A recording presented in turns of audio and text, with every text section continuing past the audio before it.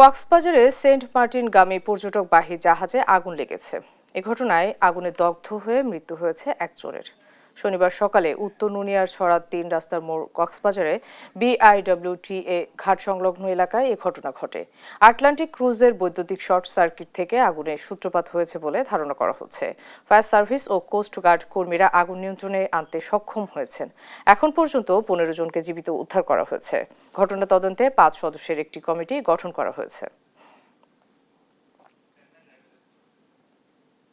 Anti slippery technology ও soft টেক্সচারটায় নরম ঘাসের স্পর্শ, সাপোর্ট গ্রাস ম্যাট, নান্দনিকতার ছোঁয়া। দর্শক, এই নিয়ে বিস্তারিত জানাতে আমাদের সঙ্গে সরাসরি যুক্ত হচ্ছেন সহকর্মী আব্দুর রহমান। রহমান, কিভাবে আগুন লেগেছে বিস্তারিত আমাদেরকে জানাবেন।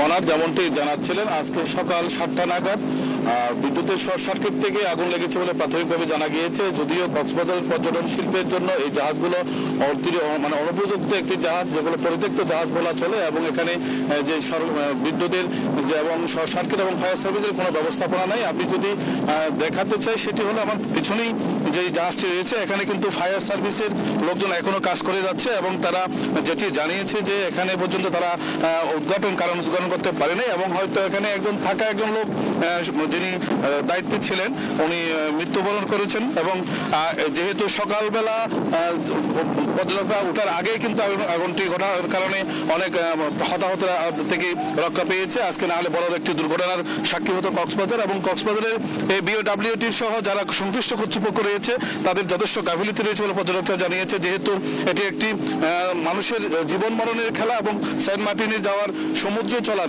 যে জাহাজগুলো আছে সেগুলো হলো নদীতে চলার জাহাজ, এখানে শুধুমাত্র রিপেয়ার করে সমুদ্র চলাচলের জন্য পাঠিয়েছে, এবং এটা যথেষ্ট ফিটনেস সার্টিফিকেট না থাকার কারণে এবং বিভিন্ন ধরনের যেই অগ্নি নির্বাপক যন্ত্রপাতি এবং আধুনিক সরঞ্জামগুলো না থাকার পরেও কিন্তু এখানে সেন্ট মার্টিন এবং কক্সবাজার চলাচল করে, এবং এখানে যেই কর্তৃপক্ষগুলো রয়েছে তাদের দায় এবং বদ্ধতা থেকে কিন্তু এগুলো অতি দ্রুত সময়ে উন্নত মানের জাহাজ সার্ভিস চালু করার জন্য এবং এই প্রকৃত ঘটনা উদ্ঘাটনের জন্য দাবি জানিয়েছে এলাকার এবং পর্যটকরা।